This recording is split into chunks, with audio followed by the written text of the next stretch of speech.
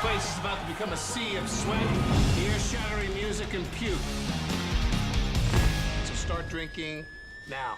Diego, something that was born in 1990, after doing this movie, Yeah. I'm curious, what's your impression of the 80s? I think that the 80s rock, man. I mean, it's the best music, epic songs, amazing melodies, and crazy bikinis. Oh, thank you for reminding me. And terrible haircuts?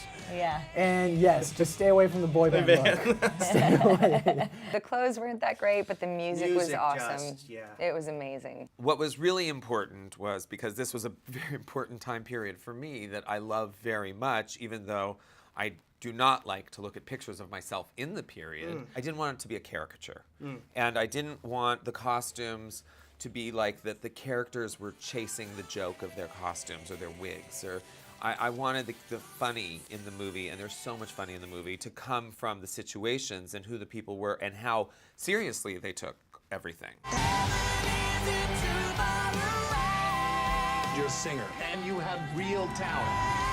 These songs are hard songs. Very hard. Because it seems like back in the 80s, they sung in the upper register. Yes. Oh, yeah. So I'm curious, you sang Foreigner, Yeah. Pat Benatar, and Whitesnake, and some Scorpions. And Yeah. so which one was the hardest? Well, for me, being a girl, singing all these guy parts from the 80s, they were all in my perfect register. So, Oh, of course. So it was perfect for me. He, I know, had to strengthen his top range I a had little to bit. keep a but hand in my pocket at all times yeah. to be able to reach those items. But no, I think Rock You Like a Hurricane was really fun. I loved singing with Mary J. Blige, Hard in My Heart and Shadows of the Night. That was really fun. There's some really high notes in there that are like kind of towards the end. Tell me not to play. Well, all I gotta see you when you tell me not to play. I said no. We went through a Rockstar College 6 weeks prior to shooting, where we trained with Ron Anderson, who trained a lot of these rock stars. Axl yeah. Rose, Chris Cornell, and I had to learn how to develop that raspiness and how to sing with that rocker voice without hurting my vocal cords, and also developing that higher range. And not only is it singing these songs hard, but it's also finding our voice. Because we don't want to sound like Steve Perry or like Lou Graham. I we want to wanna- sound like I Steve mean, Perry. I wish. I'm I just mean, saying. I wish we did, but we also wanted to find our voice and for our character to sing this song. She said any way you want it, that's the way you need it. And the Pat Benatar stuff was easy for me because that's kind of like what I do, but it was still, a lot of energy, a lot of high energy. But it was any way you want it, that was the, not a challenge, but it was just a different vocal style. Julianne, I'd love to hear about your first scene with Tom Cruise. Yeah. How'd that go? There wasn't a lot of acting involved in the first scene I did with Tom. It's actually when Stacy and Sherry meet for the first time after we sing Dead or Alive the last little bit, and It's not really a handshake, is it?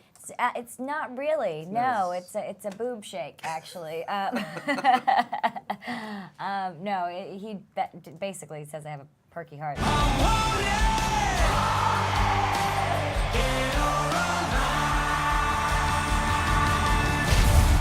I was shocked at how skillful Tom Cruise was at singing those songs because I remember him singing in Top Gun, Yeah. You Lost That Love and Feeling, and it was awful. But I think it was supposed to be kind of awful Okay. in that movie because it was sort of like a drunken pickup line. I think it would have been weird if he had sounded good during that. You've lost that love and feeling. I mean, because that sounded good. What I just did. Yeah, that was good. yeah. I think he's excellent. I'm shocked at how good he is. Seriously. I don't want to keep saying I'm shocked, but I'm shocked. sure that he could. I just didn't know he can do that, and it's so good. You have more FaceTime with Tom Cruise than anybody else. Yes. So let's Yeah. talk about the amazing dance, singing, stripping, whatever we want to call that scene, because it's multiple. It is multiple. I Love mean, when you give it me- was so hot.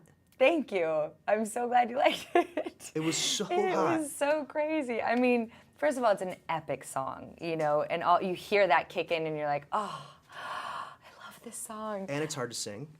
It was quite the challenge, but I loved it. I thought it was great, and the producers did a great job in editing it. And I was surprised to learn that you cut so many scenes of sexiness from Juliana. Now, why would you do that? I would do that. Why would you Okay, well, there's good news and bad news. The good news is that it's all going to be on the director's extended cut, available on the DVD and on Netflix, so it's not like it's vanishing into obscurity.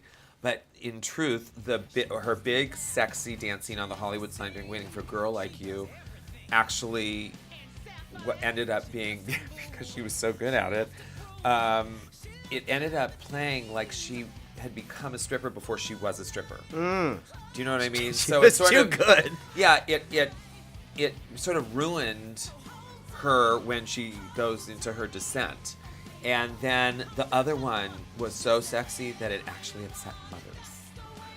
And I don't want to upset mothers. No, we don't want to do that. This is ultimately a film for everybody, and I don't want parents going like, you can't see this because Julianne is dancing too well in a thong. I love rock and roll, so put another dime in the jukebox, baby.